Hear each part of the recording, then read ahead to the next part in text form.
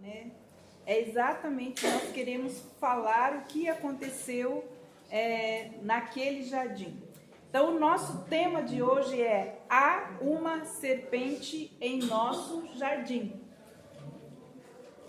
E eu gostaria então de falar, nós estamos falando sobre a verdadeira feminilidade, né? Olhando a nossa feminilidade do ponto de vista de Deus, porque Deus nos fez então mulheres. E nós vamos abrir então nossas Bíblias lá em 2 Coríntios capítulo 4, versículo 4. Então, com este tema: há uma serpente em nosso jardim. 2 Coríntios, capítulo 4, versículo 4.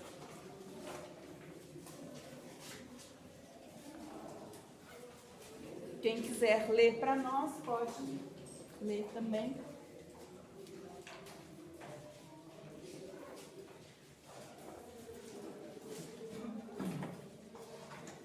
Segunda Coríntios 4, 4. Quem poderia ler? Os quais o Deus desse século cegou os entendimentos dos incrédulos, para que não lhes resplandeça a luz do Evangelho da glória de Cristo, que é a imagem de Deus. Irmãs, quando nós cantamos essa canção, vou fazer a pergunta: o que você sentiu na sua alma? Porque eu, quando escuto essa música, eu tenho um sentimento. E você? Qual é o sentimento que você tem quando você escuta essa música? Então, a essência dela, o que ela traz para nós? O que essa música traz para você? Trouxe no seu coração? Quem gostaria de compartilhar?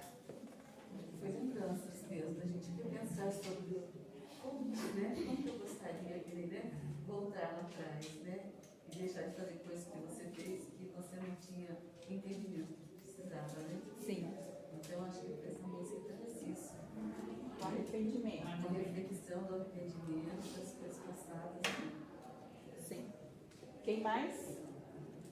Me remeti aos meus erros, né? Então eu gostaria de fazer o mesmo, de voltar, se pudesse, ser criança novamente, para voltar para os braços do Pai e nunca mais sair. Realmente, é isso que acontece. Quem mais?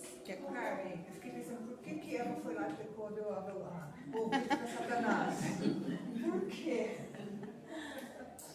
Voltar ao primeiro amor.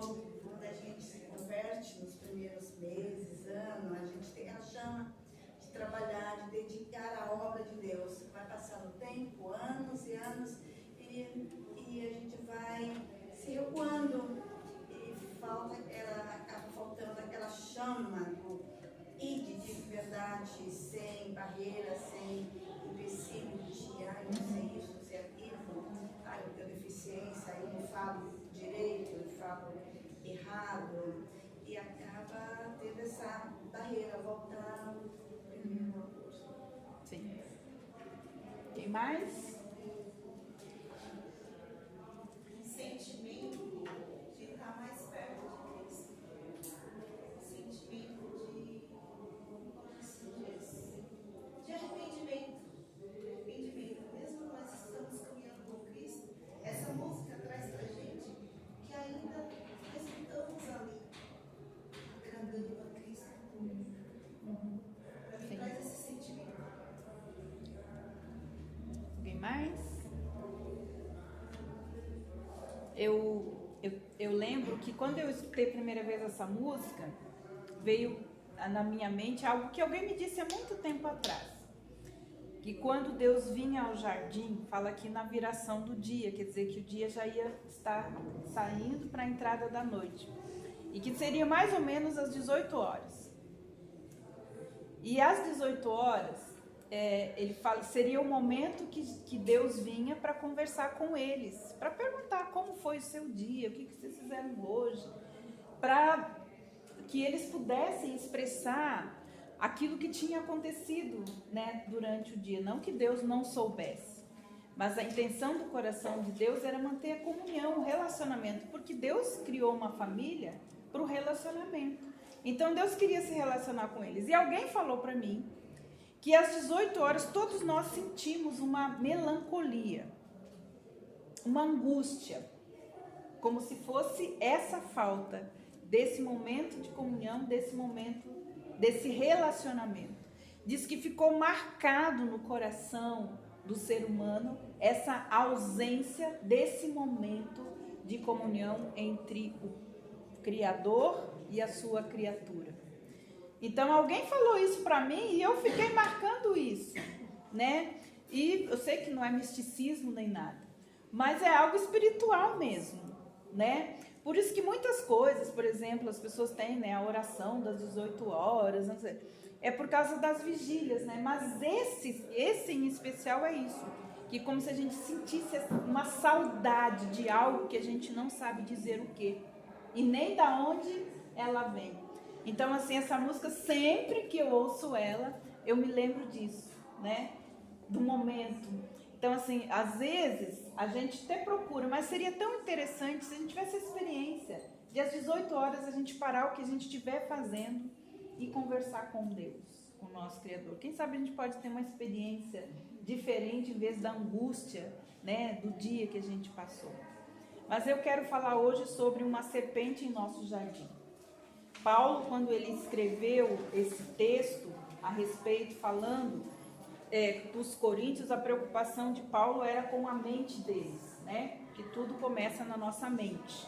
Então, Paulo tinha uma preocupação com a mente deles, pela forma como as filosofias e como todas as coisas, né, entraram na mente do... Porque eles tinham essa preocupação, né? Os coríntios lá, eles tinham essa preocupação com a mente deles, de serem pessoas cultas. Então eles buscavam todo tipo de filosofia.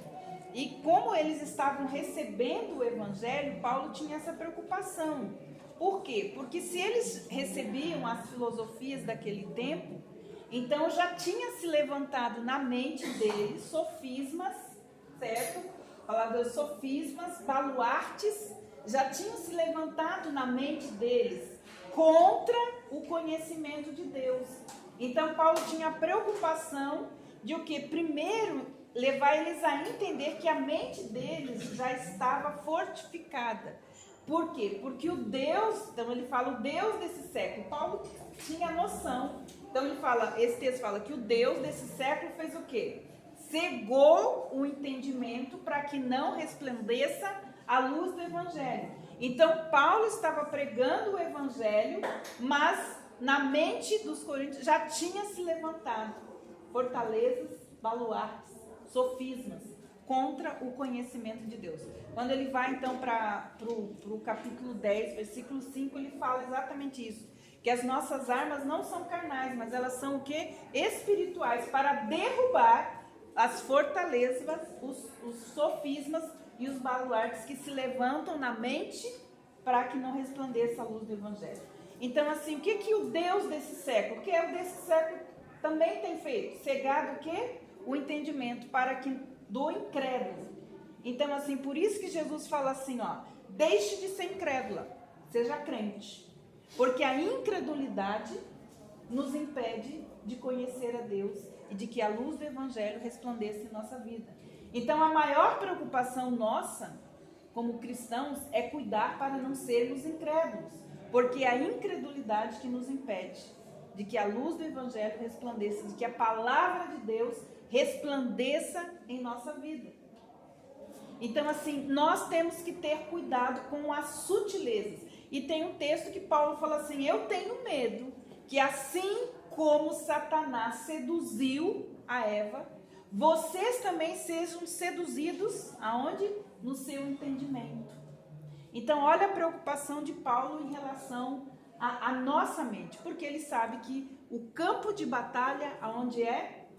Na nossa mente. Se você deixar com que a raiz da incredulidade entre, nada daquilo que Deus tem para colocar na sua mente vai entrar, não vai resplandecer. Então, nós temos que cuidar, sim, porque uma estratégia do inimigo é a incredulidade. Mas aqui nós precisamos entender que quando Satanás seduziu a primeira mulher no mundo, né? Aí vamos às respostas, porque todo mundo tem pergunta. Então, nós precisamos entender que o que Satanás fez foi exatamente fazer com que o primeiro homem e a primeira mulher se rebelassem contra o plano de Deus. Então nós precisamos conhecer o plano de Deus. Então o pecado de Adão e Eva desfigurou a beleza primeiro do que? O que é mais importante na minha vida como cristã? O meu relacionamento com Deus. Então o primeiro ataque de Satanás foi exatamente o quê? Quebrar o relacionamento. Então ele desfigurou, ele tirou a beleza que era, ao viração do dia, ter um pai, né, o Criador, ter um encontro com as suas criaturas. Então foi o primeiro plano dele. E você pode ver que a nossa vida toda, a maior luta é manter a nossa consciência da presença de Deus. E de que nós podemos nos relacionar com Deus o tempo todo e o momento todo. Porque tem pessoas que ainda estão incrustadas. Ai, hoje eu não orei, hoje eu não... Irmãs, nós somos um espírito. E Deus é espírito. E importa que os seus adoradores o adorem em espírito e em verdade. Estou lavando minha louça, estou lá falando com Ele. Estou lá limpando meu banheirinho, estou lá... Entende? Foi o primeiro saque que Satanás, o segundo saque que Satanás fez, e isso tem a ver com o nosso relacionamento com Deus, é de ter nos tirado a consciência da presença de Deus conosco o tempo todo. Não, entende? Eu sei que nós precisamos tirar aquele momento que Jesus falou no secreto, para nós falarmos das nossas intimidades a Deus, aquelas que a gente não fala para ninguém, mas a gente só fala com Deus, é muito importante. Mas nós precisamos entender que nesse relacionamento, a primeira coisa que Satanás fez foi tirar a consciência da presença de Deus o tempo todo conosco. Então, nós precisamos entender. Então, Satanás ele teve uma estratégia. Por quê? Porque o papel dele continua sendo o mesmo. É fazer o quê? É fazer tudo o contrário daquilo que Deus deseja para a nossa vida. Então, ele quis ofuscar a beleza do relacionamento que nós tínhamos com Deus. E você pode ver que a nossa luta toda é sempre essa. E o nosso sentimento de culpa também. Hoje eu nem parei para pensar a respeito de Deus. Hoje eu nem... Porque a gente tem, né? Mas, irmãs, nós estamos na presença de Deus. Ele está em nós, nós estamos nele. Não tem como a gente sair, não tem como ele sair. O pior de tudo é você ficar o dia inteiro escutando música, e vocês têm que prestar atenção, de músicas que são almáticas, que elas não revelam a verdade espiritual sobre a nosso respeito. Que as pessoas ficam pedindo para o Espírito Santo vir, para não sei... Mas ele já está. Eu não sei quando que nós vamos começar a cantar a verdade a respeito do Evangelho, para que as pessoas não sejam tão almáticas e tão doentes na sua alma, porque elas não conseguem compreender verdades espirituais. Quando a gente for estudar a identidade, a gente vai entender tudo isso, toda essa herança, tudo isso que Deus já tem disponível para nós e que nós não estamos usufruindo, porque a gente é muito almático. Então, olha, irmãs, então Satanás, ele começou, então, trazendo essa questão, olha, para Eva, né? Tirando os benefícios do relacionamento, da presença. Então, foi isso que ele fez. Porque sempre o que ele quis é tirar de Deus, né, a glória. E é o que ele continua fazendo hoje com homens e mulheres que ainda não entenderam o propósito para o qual estão aqui nessa terra. Então, a propaganda, ele foi, né, então um propagandista, ele fez uma propaganda enganosa. E nós vamos ver então como as consequências da propaganda dele contra Deus, não é igual político, vai lá contra Deus, vamos falar contra. Então ele começou a falar contra Deus no coração e na mente de Eva. Então, mas essas consequências dessa conversinha ao pé da orelha, né? E por isso que a minha pergunta é, irmãs, o que você faria se você soubesse que existe uma serpente no seu jardim?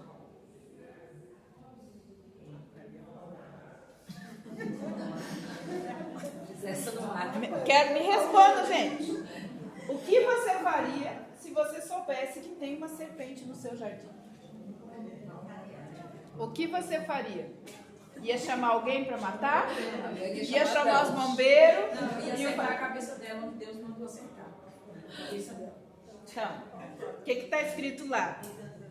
Se você vê, se você sabe e existe, porque eu vim aqui dizer para você que existe uma serpente no seu jardim. E não vai adiantar você chamar os bombeiros, nem chamar o seu marido, nem chamar ninguém. Você vai ter que matar ela. Você vai ter que bater na cabeça dela, porque isso a palavra de Deus fala.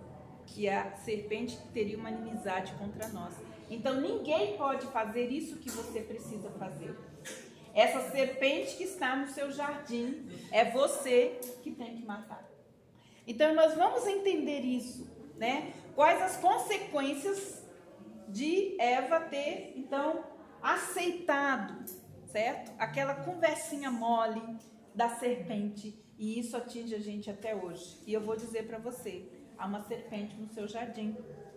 Então, Satanás, ele é o inimigo de Deus e ele trabalha duro para desfigurar a beleza do nosso design de vida. Então, tudo que a gente está ouvindo hoje, está vendo hoje, está em relação à mulher e ao homem, tudo isso continua sendo parte de um plano que começou aonde? No Éden. Sim? Mas a gente nem precisa ficar falando. Porque se você olhar, tudo que você vê e ouve a respeito de homem e mulher hoje tem a ver com esse plano que Satanás tinha lá, de desfigurar, tirar a glória do Criador sobre as suas criaturas. Então essa história de que mulher quer ser homem, de homem quer ser mulher, e hoje também já não tem mais isso, que tem meio, que tem metade, que já não tem nada dessas coisas. Aonde começou isso, irmãs? Aqui. Agora olha só, então ele luta para ofuscar o esplendor daquilo que fomos criadas para refletir, porque a gente também já entendeu, nós fomos criadas para a glória de Deus, certo?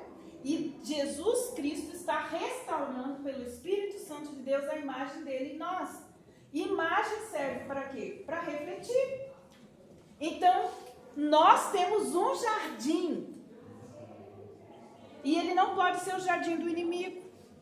Ele precisa ser o jardim onde o reflexo de Deus, ele é manifestado. Então, olha só. Homens e mulheres estão sendo impedidos de serem os monstruários de... Monstruários? Como é que é? Monstruários, isso. Monstruários da espetacular história de Deus, então, quando criou uma grande família, o homem e a mulher. Então, havia uma serpente de verdade no jardim de Eva. E, infelizmente, a atitude de Eva garantiu, então, dali em diante, que houvesse uma serpente no jardim da onde? De todas as mulheres. Naquele dia, quando ela deu ouvido, então ela garantiu, e eu garanto então para vocês que existe uma serpente no seu jardim. Agora, olha só, ou seja, nós sempre seríamos alvos das maquinações e tentações e seduções de Satanás. Isso é uma má notícia, mas nós temos uma boa notícia, certo? Nós temos a notícia de que a Bíblia nos avisa que contra a estratégia de Satanás e garante quem? Que o poder de Jesus Cristo foi o que Jesus Cristo fez na cruz, que nos capacita hoje ao quê? Vencer o inimigo e derrotá-lo. Tem gente que fala assim que Satanás é inimigo de Jesus, de Deus. Ele não é deles, ele é nosso. Jesus venceu ele por nós. E nós precisamos vencê-lo também. Usando o quê? As armas espirituais. Porque a palavra de Deus diz lá em Apocalipse que eles venceram por causa da palavra do seu testemunho, por causa do sangue do Cordeiro e porque não amaram mais as suas vidas. Essa é a forma como os vencedores, aqueles que venceram, lá fala, e venceram Satanás, o inimigo das suas almas, pelo seu testemunho, pelo sangue do Cordeiro e porque não amaram mais as suas vidas. Então, olha só, ele nos capacita então a lutar contra o inimigo e derrotá-lo. Precisamos saber como essa serpente em nosso jardim procura então destruir homens e mulheres. procura destruir casamentos, famílias, e como nós podemos, pela graça de Deus, podemos conquistar de volta o design divino, o propósito, a missão e a visão que Deus tem para nós, como homens e mulheres. Então, fazendo o quê? Retirando a serpente do nosso jardim. Eu sempre falo assim, gente, o que você não alimenta, morre, mas o que alimenta, domina você. Então, assim, se a serpente está no meu jardim, é porque eu estou alimentando ela. Porque o dia que eu parar de alimentá-la, eu posso matá-la de fome. E é assim que a gente tem que fazer com o inimigo das nossas almas. Quando você alimenta as astúcias dele, ele domina você. Mas quando você para de alimentar, ele tem que ir embora, procurar um outro lugar. E é assim que nós devemos fazer. Então, o inimigo mora ao lado. Vamos ver então Gênesis capítulo 2, versículos 22 a 25. E você vai descobrir se a serpente está no seu jardim ou ela não está no seu jardim. Gênesis capítulo 2, 22 a 25. Quem pode ler para nós? Uma costela que havia tirado do homem, o Senhor Deus fez uma mulher e a levou até ele. Disse então o homem: esta sim é osso dos meus ossos e carne da minha carne. Ela será chamada mulher, porque do homem foi tirada. Por esta razão o homem deixará pai e mãe e se unirá à sua mulher, e eles se tornarão uma só carne. O homem e sua mulher viviam luz e não sentiam vergonha. Ok? Então, aqui nesse pequeno texto, tem as 6 características importantes de como nós podemos entender que nós fomos marcados como homens e mulheres. E aqui ele mostra como que Deus, então, quando nos fez dessa forma, certo? Porque aqui não é só uma questão física, tem questões emocionais e questão espiritual na forma como Deus, então, nos criou. Tanto criou o homem como criou a mulher, certo? Então, nós precisamos olhar desse jeito. Quais são as verdades que há, então, nesse relacionamento do nosso Criador conosco, que também, que é importante, se é para refletir algo, é para refletir o quê? Uma imagem, certo? Então, quando Deus criou o homem e a mulher, o desejo dele era que se refletisse num relacionamento. Por isso que tudo na nossa vida começa com um relacionamento nosso com Deus. Então, Deus queria refletir através do relacionamento do homem e da mulher o relacionamento que ele tinha com o seu filho. Entende, irmãos? Olha que coisa poderosa isso. Então, se a imagem que Deus está assim, olha, eu quero que o mundo conheça o relacionamento que eu tenho com o meu filho. E eles vão ver isso através do reflexo do relacionamento de um homem com uma mulher. Então, a gente precisa entender que a gente se casa, não casa porque porque eu gostei dele, gostei do cabelinho dele, gostei do corpinho dele, entendeu? Porque ele é um trabalhador. Não.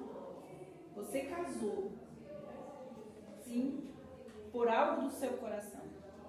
Mas você, acima disso, tem um propósito do casamento. E o primeiro deles é exatamente refletir o relacionamento que o pai tinha com o filho. Então, olha só, que coisa linda isso, irmãos. Nós entendemos que também o relacionamento de um homem com uma mulher, ou do homem com a mulher, também é para refletir o quê? O relacionamento entre Cristo e a igreja. Então, quando a palavra de Deus fala que Deus fez todas as coisas antes da fundação do mundo, Deus já tinha seus planos, seus propósitos. Então, nós precisamos entender isso. Eu sempre falo que a nossa vida cristã, ela sempre tem que estar no nível mais alto. Porque é nesse nível que Deus quer que a gente ande. Se a gente anda nesse nível natural, com pensamentos naturais, com sentimentos, nós não entendemos nem a razão da gente estar aqui. E nós estamos aqui porque Deus nos chamou para ser o reflexo da sua glória. Casados ou solteiros, não importa. Importa que Deus quer que todo relacionamento na nossa vida tenha um reflexo. E não é o reflexo dos nossos desejos, mas é o reflexo do relacionamento que Deus tem com o seu filho e o relacionamento que Cristo tem com a sua igreja. Qualquer relacionamento, não só de casamento, de amizade, seja o que for o relacionamento. Toda vez que se fala em relacionamento, pais e filhos, filhos e pais, sempre tem um objetivo. O reflexo do relacionamento que o pai tem com o filho e o reflexo do relacionamento que Cristo tem com a sua igreja. Irmãos, irmãs, não é mais alto? Não é mais profundo?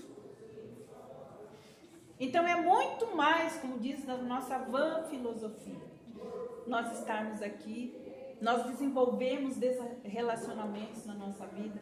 O que não pode é nós ouvirmos as mentiras de Satanás. Então vamos lá. Então a primeira característica é o parentesco, né? Por que Deus criou o homem? Por que Deus criou a humanidade? Porque Ele queria ter uma grande família.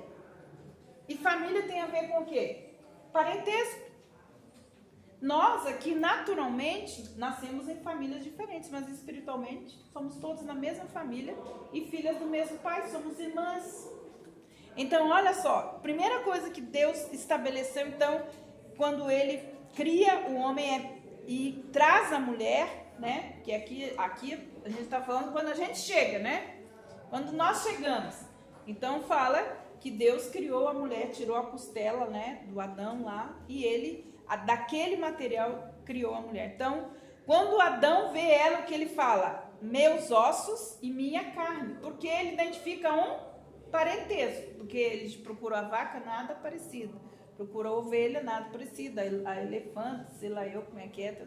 Mas não tem nada igual a minha aqui, né? Mas aí chega alguém e fala, isso, olha, essa é ossos dos meus ossos e carne da minha carne. Então, ele identificou o que primeiro? O parentesco. Certo? Então, ao conhecer a sua esposa, o homem percebe de imediato que eles são o quê? Parentes. Carne e osso. Igual a mim.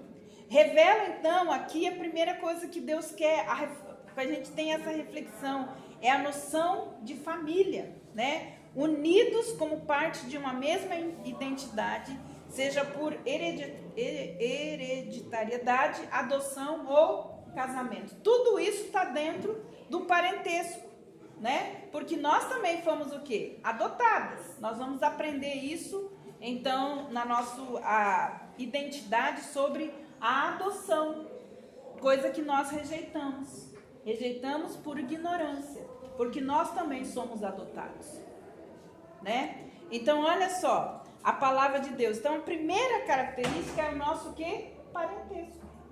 Então, foi a primeira coisa. A segunda coisa que fala aqui é compromisso. Então, fala assim que o homem falará o quê? Se unirá. Então, aqui o homem se compromete a deixar as outras pessoas e se unir à sua esposa. E quando a gente fala esse deixar tem 3 aspectos: físico, emocional e espiritual. Então, você pode ver que quando a gente não segue a receita que Deus deu, a gente tem problema.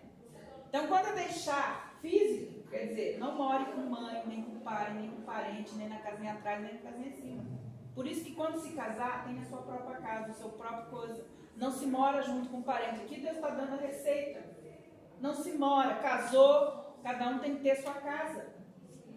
Se unir aqui é geográfico, vai morar longe. É para morar longe, não é para morar junto, não é para morar perto. Entende? Aí é emocional, psicológico, por quê? Porque todo mundo que não sai geograficamente, emocionalmente, espiritualmente da casa, sempre vai ter uma sogra, um sogro, um parente, sempre lá dando pitaco, se metendo. Por quê? Por quê? Porque, gente, por isso que para se casar você tem que estar maduro. Você tem que ter um lugar para morar, tem que estar emocionalmente maduro para isso, para não ter ninguém interferindo na sua vida, e tem que estar espiritualmente também ter sido colocado lá, porque muda a cadeia de autoridade. Só que isso não se observa hoje, gente. Hoje o pessoal com 3 meses vai morar junto. Não leva só serpente, leva a família toda para morar junto. E depois ficam falando mal das sogras. Entendeu? Dá problema morar junto. Dá problema por quê? Porque Deus está dizendo que saia é saia. Muitos quilômetros, não se mora junto. Então, olha só, gente, compromisso, se unir. Então, o homem se compromete a deixar as outras pessoas e se unir à sua esposa. Essa é a fórmula de Deus. A frase tem sentido de adesão permanente em alguém. Quer dizer, é a palavra usada para descrever o que? Olha só, irmãs, se unirá. Estamos fazendo assim, ó, casou, soldou. É solda. Esse se unir, a palavra original, assim, como se unisse, soldou. Não tem como. Entende? É conversa da serpente. Entende essa história? Casou, pode separar. Não existe isso. Então, olha o que a palavra de Deus. Então, ó, é solda. É um soldamento de um metal ao outro, como se dois metais se fundissem. Não é um colado, é junto. Por isso que a gente vai ver a outra parte. A ligação do marido e da esposa era uma união permanente e orquestrada por quem? Por Deus. A terceira característica é o quê? A unidade. Serão uma só carne. Então, olha só, a unidade. A palavra uma enfatiza a unidade enquanto reconhece a diversidade. E esse é o maior problema da serpente, que a serpente faz no jardim, porque as mulheres querem que os homens sejam igual a elas, façam igual a elas, pensem igual a elas, sintam igual a elas e façam tudo que elas fazem. Elas ficam a vida toda tentando mudar os maridos delas. Não é verdade, não? É verdade. Então a gente, por quê? Só que a gente não entende que aqui a unidade fala uma, quer dizer, existe uma unidade porque Deus deu, né? Deus formou, mas existe uma diversidade. A mesma palavra é usada no famoso Shema, que nós vamos terminar aqui, Shema, é o princípio, né? Deuteronômio 6,4, que diz assim: ouça Israel, o Senhor é o único Senhor. Então a mesma palavra que Deus disse para uma, é a mesma palavra que está escrita em Deuteronômio para único, certo? Quer dizer, há só um jeito, há só uma maneira. Mas aí a serpente vem e diz para a gente que tem várias formas, várias maneiras, certo? Isso é uma mentira. Então aí eu pergunto, irmãos, depois de toda essa conversinha aqui que nós estamos aqui, já falamos dessas três características. Existe uma serpente no nosso jardim ou não? Sim ou não? Sim. Sim. Claro. E o que a gente vai fazer, irmãs? Então, olha só, comunhão, ele fala assim, uma só carne. Então, marido e mulher se tornam uma só carne por meio da união física dos seus corpos. O ato é um sinal físico que testemunha a união emocional e espiritual. É a expressão conjugal da sua aliança de amor, que é o alicerce de toda a intimidade e comunhão verdadeira. Então, como Satanás, ele tem essa característica de quebrar a comunhão. E a ideia dele foi esse: quebrar a comunhão e quebrar a comunicação. E aqui a gente fala uma coisa importante. Então, Satanás sempre, ele inverte a ordem de Deus, ok? Eu pergunto para vocês, como que os casamentos começam hoje? Como que os ajuntamentos, que não pode nem chamar de casamento, como que os ajuntamentos às vezes acontecem hoje? Primeiro pela relação sexual. Então, do ponto de vista de Deus, ele tem um plano. Sempre começa pelo quê? Espiritual, depois pelo emocional e depois pelo físico. Aonde? No casamento. Então, todas as pessoas que começaram pelo físico, quem foi que... Tem uma serpente ou não tem no seu jardim? Por quê? Porque Deus tem um plano, Satanás vem lá e muda o plano. Não, melhor vocês começarem por aqui. Se der certo aqui, aí o resto dá certo. Não é assim que conversa assim? Não, a gente tem que experimentar primeiro, tem que saber primeiro se vai dar química, não sei o que. Isso aí conversinha da serpente. Certo? Vai dar química, e depois a gente pensa, a gente junta, se a gente faz não sei o que. Foi assim ou não foi assim? Foi assim que Satanás seduziu os homens e as mulheres, fez com que eles invertessem o plano de Deus. Então há uma serpente, sim, no nosso jardim. Sim ou não? Sim. E ela não pode ficar aí. Nós temos também a autenticidade, né? Fala que eles estavam o quê? Nus. Nudez sugere que o homem e a mulher se sentem bem um com o outro, sem temer possíveis maldades e abusos. Eles eram autênticos, eles eram livres, vulneráveis, sem nada a esconder. Eles se conheciam de modo total e completo, não se sentiam intimidados e nem amedrontados. Então, olha só, era o estado natural deles, né? E o povo hoje faz colônia do nudez, porque quer voltar lá, gente. Não é verdade, gente? O povo vira. Eles não olham os princípios. Não é verdade? Hoje tem colônia, não sei o que lá, vamos lá que a gente quer ficar igual na ideia. Duvido, porque não existe isso, porque saiu o estado do quê? Da pureza da mente, do coração, né? Vira safadeza, porque é o que acontece, porque as pessoas perderam o quê? A pureza onde? Porque foram dar ouvido à serpente. E por último, a pureza, não sentiam vergonha, sentimos vergonha ao perceber o abismo entre o que somos e o que deveríamos ser. Então eles eram puros. Aí surgiu 2 sentimentos aí, que foram os primeiros sentimentos, porque as outras coisas eram realidades. Por isso que eu sempre falo, não siga os seus sentimentos.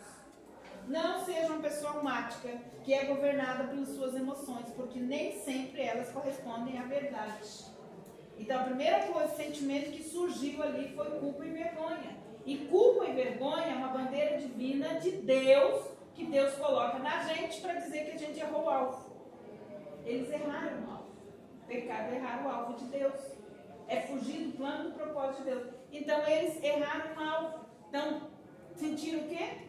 Culpa e vergonha. E eu quero que a gente entenda isso. Toda vez que você sente culpa e vergonha, você errou o alvo. Entende? Ah, eu sou envergonhada. Ah, isso é errado. Ah, eu sou tímido. Pecado. Orgulho. Porque a culpa e a vergonha tem a ver com orgulho. Orgulho quer dizer, a gente é o eu, né? Maior do que... Então, olha só, irmãs. Então, a culpa e a vergonha é sinal de pecado. O primeiro homem e a primeira mulher do mundo não se sente vergonha, pois o pecado não existia antes. O relacionamento deles era puro e santo. A afinidade dele era perfeita. O compromisso deles era perfeito, a união deles era perfeita e a comunhão deles era perfeita. Os dois eram perfeitamente autênticos e puros. O relacionamento deles, então, ele era o céu. Então, a gente fala de céu, você sabe o nome do céu? O céu aí, eles viviam no céu. O relacionamento deles era o céu para eles. Só que hoje, o que a gente vê, gente? Família hoje é um campo de batalha. O que deveria ser um céu, hoje é um inferno. Muitos relacionamentos. Muitos relacionamentos, não só de casamento, são um inferno. Por quê? Porque as pessoas perderam a consciência da importância do relacionamento, da consciência da presença de Deus. De nós não ficarmos ouvindo as conversinhas da serpente, de nós entendermos que o sentimento que Deus quer que a gente tenha é uma consciência limpa e tranquila, tanto diante dele como dos homens. Então, irmãs, essas são as 6 características da forma como Deus, então, anuncia como deveria ser o relacionamento, então, entre homens e mulheres ou qualquer tipo de relacionamento. Lembrando que é o reflexo do nosso relacionamento com qualquer pessoa deve refletir no nosso relacionamento de pai e filho hoje e também como igreja de Jesus Cristo. Então, irmãs, é muito importante. Nós não vamos terminar essa lição hoje, claro, né? Mas a gente vai terminar essa lição na semana que vem. Quero agradecer a minhas amiguinhas lá, Solange, Amanda e a Márcia, que estão hoje. Quem mais está visitando a gente hoje? Então, sejam bem-vindas. Muito obrigada. Se vocês puderem voltar na semana que vem, para a gente terminar essa história de como a gente pode, então, matar essa serpente que está no nosso jardim. Ok, mas...